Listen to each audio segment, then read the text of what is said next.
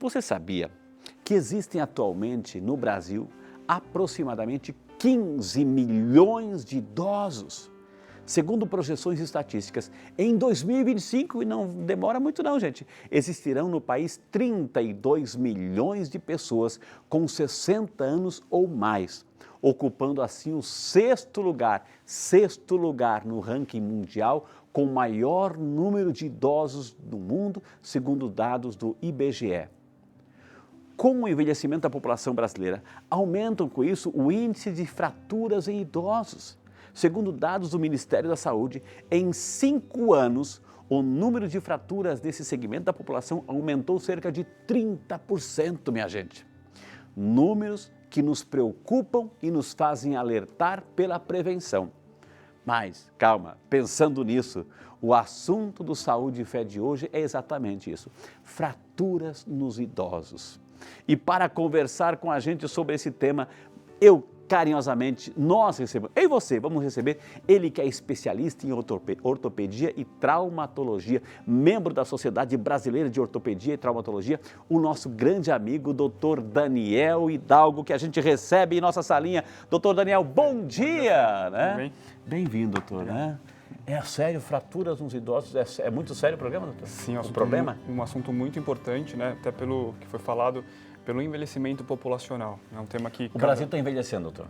Como todo mundo, né? A gente está envelhecendo, sim. O nosso número de idosos vem aumentando e, por conta disso, o número de fraturas também. Então, que tal falarmos um pouquinho sobre isso? Vamos lá. Então, não sai de casa porque o assunto é você. Eu sei que você está em casa, já preparou os ingredientes do almoço, então vá preparando, mas atentos aqui ao Saúde e Fé. Doutor, por favor. Sim. Doutor, então, fraturas, enfim...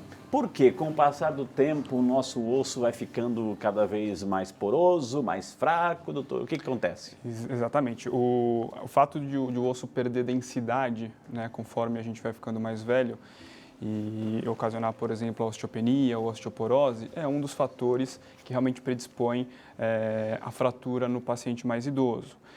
Além disso, o idoso tem algumas outras coisas que também facilitam queda, né? Por exemplo, a quantidade de massa muscular no paciente idoso é um pouco menor, né? Ele vai perdendo massa muscular conforme os anos vão passando, que é o que a gente chama de sarcopenia, que ocorre nos idosos, né? Como é que a gente ganha essa massa muscular? Na verdade, com exercício só? Sim, exercício é uma boa alternativa, justamente para a gente evitar a perda rápida de massa. A perda ela vai acontecer no paciente idoso, não tem jeito, mas a gente com o exercício com certeza consegue diminuir essa perda e, consequentemente, melhorar um pouco a questão do equilíbrio, né? E diminuir o risco de queda, entendeu? Geralmente, doutor, assim, com o passar do tempo, é comum, pelo menos a observação nos faz recordar isso, e eu estou falando disso, assim, justamente nesse exato momento em que as pessoas estão preparando o almoço, enfim. Mas, assim, o idoso, ele, a terceira idade, a maior idade, enfim, ele não come tanto, não se alimenta tanto, ele diminui, doutor, isso vai perdendo também algumas vitaminas, proteínas aí? Sem dúvida. Inclusive, até quando nós pensamos na osteoporose, que é uma das causas, né, da predisposição de fratura, a ingestão de cálcio é muito importante. Uma baixa ingestão de cálcio realmente predispõe o surgimento da osteoporose. Se a ingesta adequada do cálcio, sim, ajuda, né? Tem que... É muito interessante, eu gostaria que você aprofundasse um pouquinho, doutor, Claro. porque ele falou uma palavra fantástica, a ingesta adequada de cálcio. Por que eu digo isso? Porque a gente vai ouvir e vai ver uma série de propagandas e ofertas de cálcio, cálcio isso, cálcio aquilo, cálcio, tome isso, aquilo, e gente lá forte, gente correndo, gente isso, aquilo, isso. Cuidado, é bom o cálcio? Claro que é bom. Mas quem vai dizer a quantidade certa, preste atenção, é o médico. Então não aceite, não compre, não gaste dinheiro à toa de comprar qualquer tipo de cálcio ou tomar aleatoriamente sem prescrição, sem orientação, porque nem todo mundo pode tomar aquela dose que está lá. E será que é cálcio que está lá? Estou certo, doutor? Sim, está certo. Realmente hoje no mercado existe uma oferta muito grande, não só de cálcio, mas como de vitamina D, que é um outro produto bem disseminado, mas tanto a reposição de cálcio quanto de vitamina D, elas têm indicação precisa. Né? Entendi. Então, quando o paciente, por exemplo, tem uma baixa ingestão de cálcio, a gente tem que fazer a reposição, ou ele tem níveis de vitamina D no sangue mais baixos do que o adequado, o paciente idoso, por exemplo, que tem fatores de risco para queda, também muitas vezes tem indicação de fazer uma reposição de vitamina D. Mas não é que a indicação é para qualquer pessoa. Realmente existem alguns casos específicos que isso deve ser feito, porque a osteoporose realmente é um fator de risco para a fratura no idoso e tem relação com tanto a dosagem de vitamina D quanto a dosagem de cálcio no sangue. Por que é tão importante assim nessa faixa etária, doutor? Assim, um sol. Por que é tão importante? O sol, na verdade, ele ajuda na produção da vitamina D. Então, e hoje em dia, o viver em cidade, né, é uma coisa que faz com que a gente fique menos exposto à luz solar. E isso muitas vezes é um problema, porque a falta de exposição pode causar uma deficiência de vitamina D e, consequentemente, uma alteração no metabolismo ósseo. A gente percebe aí, doutor, assim, claro, estamos aos poucos entrando no tema aí, graças a Deus, a gente percebe-se que em muitas cidades do país aí tem aquelas academias ao ar livre aí, então tem aqueles, né, não é aquelas academias no sentido equipada que a gente tem nos estabelecimentos fechados, enfim, mas é importante, assim, usar isso, doutor, pega um solzinho, interage com as pessoas, interage com a natureza, é importante se exercitar ali também, doutor? Sem dúvida, a atividade física ela é importante em qualquer faixa etária, principalmente nos pacientes idosos. Então, a atividade física tem o benefício músculo-esquelético, né, do fortalecimento, do ganho de massa muscular, tem o benefício de bem-estar, né? O exercício promove um bem-estar, tanto por conta do exercício propriamente dito, quanto por conta da interação que é feita com as outras pessoas, enquanto a pessoa está praticando. E também, essas academias ao ar livre, realmente a pessoa fica exposta à luz solar, né? Tem um benefício também relacionado a isso. Agora vamos entrar dentro, vamos entrar na casa. Na casa, doutor, quais são as principais assim, situações ou reclamações no sentido assim, que levam ao idoso a sofrer as quedas e fraturas? Existem alguns estudos que mostram que até 75% das quedas ocorrem em casa. Dentro de casa? Dentro de casa. Então, tem alguns fatores que a gente tem que observar em casa para prevenir essas quedas, tá? Algumas coisas bem simples que a gente pode fazer em casa, como tirar os tapetes. Né? Opa, preste atenção agora, hein? Preste atenção agora. Essas dicas. A gente está num tapete aqui, ó. A gente está num tapete, mas assim, em casa, no final de escadarias, de repente assim, vai descendo e lá embaixo tem um tapete lindo que está lá de 1843, né? Tira. O ideal é que tire o tapete, ou se por acaso for um tapete que não tem como tirar, colocar aquelas fitas antiderrapantes, exatamente, para fixar o tapete. Beleza. Então, a retirada do tapete evita tropeço, consequentemente evita queda, então é um fator importante, tá? Uma outra coisa é a atenção com o banheiro. O banheiro é um local que as quedas também acontecem, né? E geralmente até são um pouco mais graves, porque tem muitos objetos que a gente pode ter trauma de cabeça, né? Além das fraturas. Então, no banheiro, colocar barra de apoio para se levantar do assento sanitário, dentro do box, né? Essas barras fixas nas paredes, justamente para ajudar no levantar. No levantar, ou se por acaso houver uma perda de equilíbrio, uma tontura, alguma coisa assim. Tem um apoio, né? Tem um apoio, então é importante também. E uma outra coisa... Está prestando atenção nas dicas? Você está prestando atenção nas dicas? É importante. Além das dicas de dentro de casa, né, uma outra coisa que até causa do próprio paciente, mas não diretamente relacionado à queda, que o paciente idoso, geralmente, ele tem uma diminuição da acuidade visual, ele enxerga um pouquinho pior. Então, ficar atento se as lentes dos óculos estão num nível certinho. Então, visitar um oftalmologista. Exatamente. Alguns fatores não são relacionados diretamente com a queda, mas isso pode gerar perda de equilíbrio, né? Pode gerar a queda secundariamente. Doutor Daniel, no sentido assim, a gente sabe que muitos idosos, assim, não, de repente, assim, durante um ano, reclama que o meu pé é frio, eu tenho pé frio, etc. Não pé frio no sentido de sorte, mas o pé está frio, você precisa de aquecimento e geralmente colocam meia, né? E às vezes vão no banheiro, levantam à noite com aquela meiazinha no pé e a meia escorrega, né? Escorrega. E aí, doutor? É bom evitar, não só a meia, quanto tipo de calçado também. Hoje tem umas meias que já tem uma borrachada, né? Sim, sim, existem algumas meias próprias para isso que elas podem ser utilizadas e em relação ao calçado também. evitar calçado que seja instável no pé, chinelo, que realmente pode, de repente, enganchar em algum local e provocar queda no paciente. Diz que também é bom colocar no quarto, doutor, não colocar o colchão muito alto, etc., mas que facilite a pessoa a sentar e colocar os pezinhos no chão, aí, doutor, Isso, importante. é uma outra, assim, a altura do colchão é importante, mesmo porque na hora que o paciente está deitado e vai se levantar, isso pode gerar uma certa tontura, né? Uma perda de equilíbrio. E se realmente o colchão está numa altura um pouco excessiva, isso pode gerar queda. Ter uma luz, né, de fundo aí... De fácil acesso, de fácil acesso, conseguir isso. É uma outra coisa importante também. O senhor trouxe algumas imagens, mostra pra gente, doutor. Eu adoro ver imagem aqui, doutor. Vamos lá. Eu gosto de ver imagem. Aqui em casa também gosto de ver imagem, porque a gente vai aprendendo, a gente vai visualizando. Nós temos, assim, um visual, né? Como nós estávamos falando da osteoporose, que é realmente um fator de risco para o surgimento para o acontecimento da queda. Ósteo é osso, né? O que acontece, na verdade, principalmente em mulheres idosas, pela alteração hormonal, ou até algumas doenças que têm associação com uma baixa densidade óssea, o osso, que nessa imagem aqui à esquerda, ele está saudável, ele se torna mais rarefeito, a densidade óssea diminui e as microtrabéculas, que são esses tracinhos dentro do osso, que tem uma arquitetura um pouco mais aproximada uma das outras aqui, acaba ficando mais distanciada. Ah, mas doutor, para resolver isso, então eu vou tomar leite, né? Mas tem, assim, a ingestão de cálcio que é indicada, principalmente presente em leite, queijo, derivados do leite de forma geral, é bastante importante. Então tem que acrescentar na minha alimentação, nessa faixa etária, um leitezinho, um queijinho, bolo, tudo que tenha algum derivado do leite, né? Desde que não tem problema de lactose, aí então pode, né? E aí até avaliar os outros alimentos, Exato, né? Que não leite que tenham cálcio. Importante sim, sem dúvida. Que mais, doutor? Mais fotos. Vamos lá, a gente tem algumas fraturas que são comuns nos pacientes idosos, né? Inclusive por conta da densidade óssea, como a gente falou. Então, o punho, que é o que a gente vê aqui nessa imagem, é um local que realmente Isso a fratura... Isso é uma radiografia de punho, né? Então, aqui a gente vê, por exemplo, o rádio, a ulna, né? Aqui numa visão de perfil. E esse tipo de fratura é uma fratura comum. Por quê? A segunda foto está quebrada, tá? A fratura. As duas fotos têm fratura. Uma fratura bem aqui onde eu estou demonstrando aqui, ó. Tá?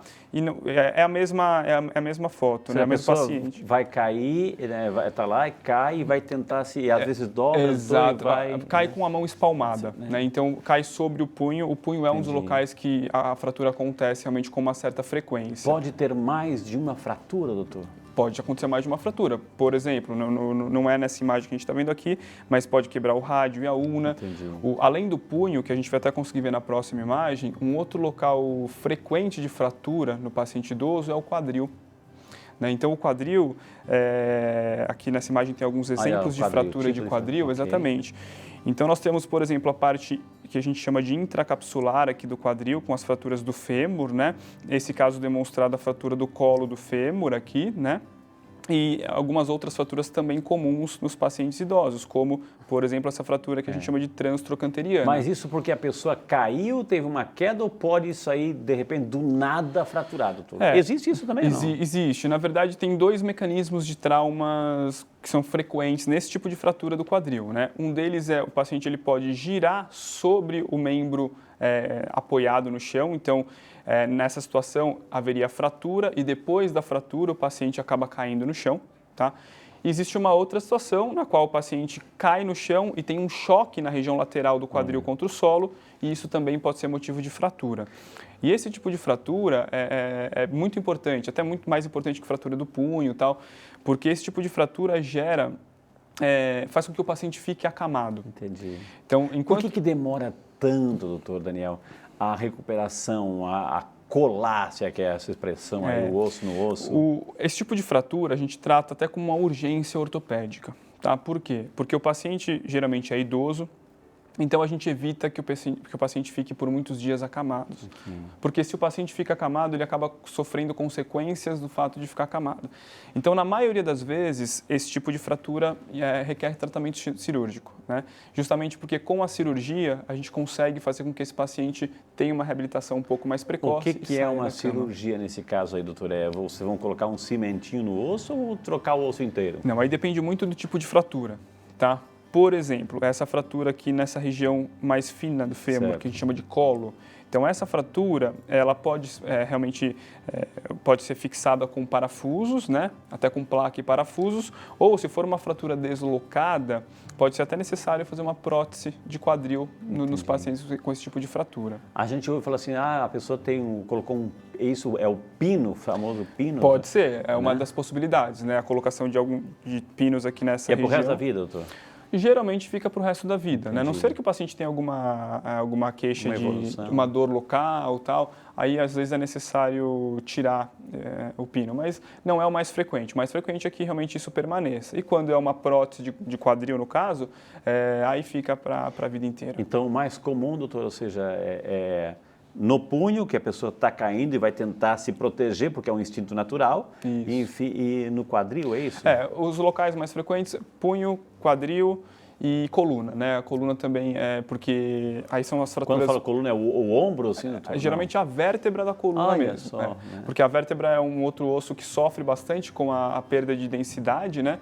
E aí pode haver fraturas até por fadiga ou por sobrecarga, por estresse, né? Entendi. Como a resistência óssea no local não é adequada, a vértebra acaba fraturando. E vamos dar continuidade ao nosso bate-papo. Doutor Daniel, por favor, entra aqui na nossa salinha, doutor. Ok, doutor, eu terminei o bloco passado, né, falando assim, ok, a pessoa está lá, escorregou, estava na cozinha, foi pegar uma panela, foi descer uma escada, caiu, está lá reclamando, as costas dói, ai, aquela, né, entendeu? O que fazer? Como ajudar? Eu tenho que pegar aquela pessoa, eu sou forte, eu tenho que pegar aquela pessoa, ou eu não posso? E aí, eu tenho que deixar lá, chamar ajuda? E aí? A primeira coisa é observar o que aconteceu, né, se houve um trauma de cabeça e procurar por ajuda. Procurar por ajuda no sentido de ligar para a emergência, para que algum profissional capacitado para auxiliar, né, a pessoa que caiu chegue o mais rápido possível. Tá? Se houve alguma deformidade, por exemplo, houve um choque no quadril, o paciente está com uma deformidade na perna, o que nós podemos fazer para ajudar naquele momento é colocar um coxim tal, para imobilizar de certa forma o membro. Entendi. Mas sem dúvida a primeira coisa é procurar buscar por ajuda de profissionais E se a pessoa capacitados. está lá, doutor, eu vou colocar algumas situações, porque acontece no dia a dia. Agora, doutora, de repente a pessoa está lá e está desacordada, e aí o que eu tenho que fazer? No desespero eu quero pegar seu pai, se é a mãe, se é o vovô, se é a vovó, eu quero pegar uma criança, né? Uma criança também, doutor. Sim, mas não é o mais adequado. O mais adequado realmente é entrar em contato, ligar para a emergência ou para o bombeiro, tal, para que realmente essa pessoa seja acudida o quanto antes por profissionais capacitados. Por que não posso, não só nessa situação em casa, mas aí eu vou generalizar, por que de repente, e a gente vê, por que de repente aí na rua tem uma pessoa que acidentou de moto, ou está lá e deitada, por que não pode mexer? Porque mexer eu posso complicar ainda mais, doutor? Sim, pode até piorar. Se a gente pensar, por exemplo, numa fratura de vértebra da coluna, a gente manipular o pescoço de forma inadequada ou até a região lombar, a gente pode, de repente, piorar a fratura, provocar uma lesão neurológica que ainda que não teve decorrente da primeira fratura. Então, é interessante não manipular e sim buscar por ajuda. A gente usa uma expressão que não é assim a mais adequada, mas eu vou usar para você identificar e saber o que eu estou falando. Aquela pessoa ficou aleijada, aquela pessoa agora, né, tem que o resto da vida andar numa cadeira de roda. Chegou a esse estágio porque foi uma sucessão de fraturas?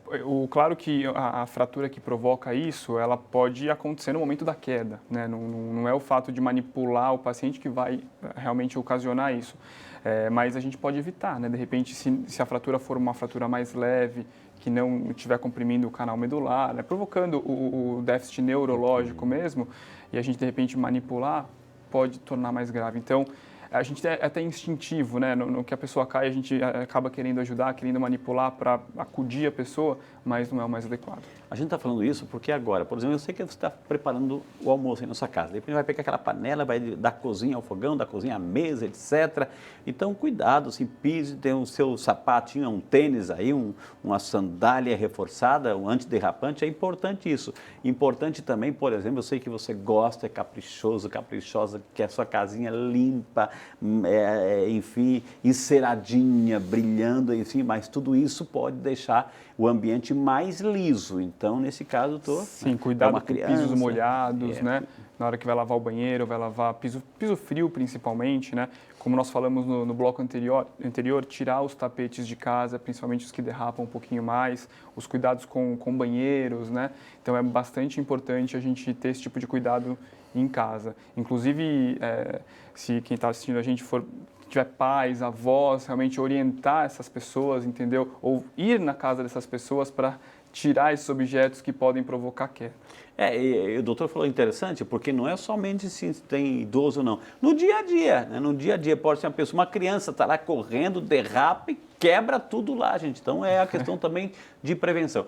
Além do nosso bate-papo aqui, doutor, as pessoas também estão interagindo conosco. A gente agradece. Como a gente agradece quando você escreve, quando você dedica um pouquinho do seu tempinho para escrever aqui no Saúde e Fé. Como fez o nosso amigo Odair Nunes, de Santos, São Paulo. Bom dia, Odair, que Deus te abençoe. Muito obrigado por estar conosco, viu? Por favor, queria tirar uma dúvida. Minha mãe fez uma cirurgia de fêmur há 2 meses. Ela está fazendo os exercícios recomendados, mas a perna dela está fria e inchada. Com esse tempo mais quente, né? Quente, frio, enfim, é normal acontecer isso? É o nosso amigo Odair, doutor. Bom dia, Odair. Isso pode ser normal. Tá? Com 2 meses, né, de pós-operatório de uma cirurgia de fêmur, isso pode ainda, o membro pode estar inchado. Mas é importante que o médico que estiver acompanhando sua mãe veja o estado da perna dela, porque realmente se for um inchaço repentino, isso pode ter alguma relação com algum problema um pouquinho mais sério. Então, a minha sugestão seria realmente voltar no médico que a operou e realmente discutir esse edema com ele para ver se é normal ou se realmente é alguma coisa um pouco mais grave, né, se for repentino. Usas, por exemplo, uma hidroterapia, hidroginástica, isso ajuda, fortalece a musculatura, doutor? Sem dúvida. A hidroginástica e a hidroterapia, inclusive, são tipos de exercícios que a gente usa na reabilitação de pacientes submetidos a cirurgias para correção de fratura. Olha só. Sem dúvida. Doutora Beatriz Oliveira, de São Paulo, capital. Bom dia, Beatriz, Deus te abençoe. Quanto tempo leva a recuperação total de uma fratura de fêmur, por exemplo? Estou com quase 4 meses e ainda ando com muletas. Na cirurgia foi colocado placa e 8 parafusos. Tenho 75 anos, a nossa amiga dona Beatriz, doutor. Bom dia, dona Beatriz. Com 4 meses de pós-operatório, ainda pode ser preciso o auxílio de muletas para caminhar sim, tá?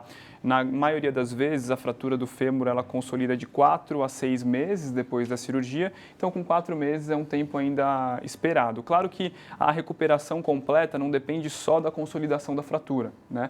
Então tem a questão da reabilitação, né? Ela provavelmente está fazendo fisioterapia, né?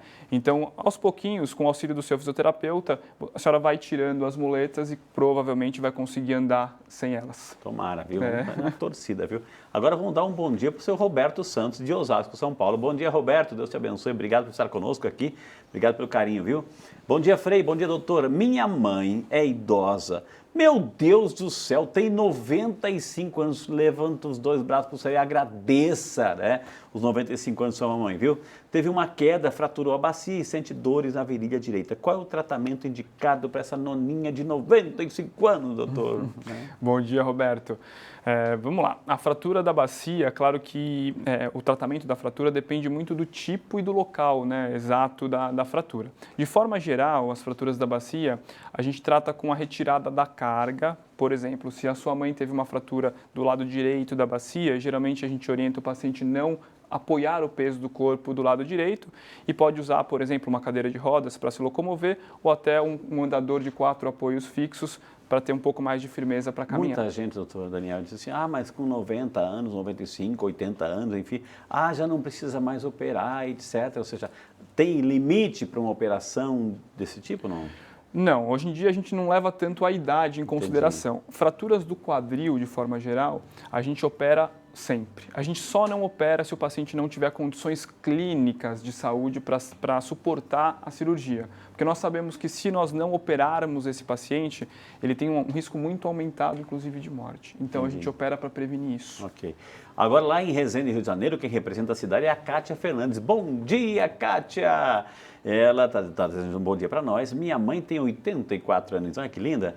Não tem os problemas de saúde comuns nos idosos, né? Mas tem desgaste na cabeça do fêmur e por isso sente muita dor. Gostaria de saber se a colocação de prótese é recomendada, né? Por causa da idade. O doutor acabou de... Reforça agora, reforça para a Kátia, doutor. Nesse caso da mãe da Kátia, eu acho que a mãe dela deve ter uma artrose, que é o desgaste da cartilagem entre o fêmur e a bacia.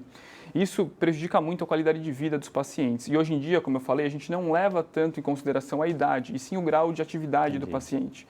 Então, se ela já fez os tratamentos conservadores, fisioterapia, atividade física e não teve uma melhora, a cirurgia de prótese pode ser uma alternativa para ela ter uma melhora na qualidade de vida dela. A gente falou no bloco anterior, doutor, assim, o cuidado com esses abusos aí do cálcio, né? Comprado aleatoriamente, sem prescrição, enfim. Mas tem muita gente também que vende colágenos, etc. Você falou assim de desgaste da cartilagem. E aí, o que eu faço? Realmente o mercado tem bastante opção, né, digamos assim. Existem algumas tendências de melhora nos pacientes que têm problemas de cartilagem com o uso de colágeno hidrolisado, de glicosamina condroitina, de acereína, tem uma série de substâncias. O que é mais frequentemente recomendado por ter mais estudos é o uso da glicosamina condroitina quando o paciente é um paciente mais idoso, tem uma artrose, que é um desgaste da cartilagem da articulação um pouco mais difuso e dor.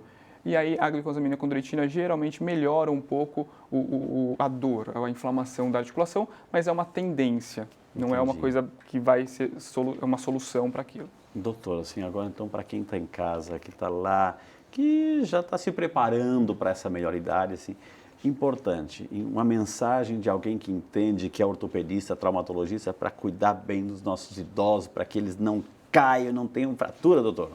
Eu acho que a principal mensagem é realmente que é uma coisa relativamente fácil de modificar, que é dentro de casa, dentro da casa do seu pai, da sua mãe ou do paciente idoso de forma geral.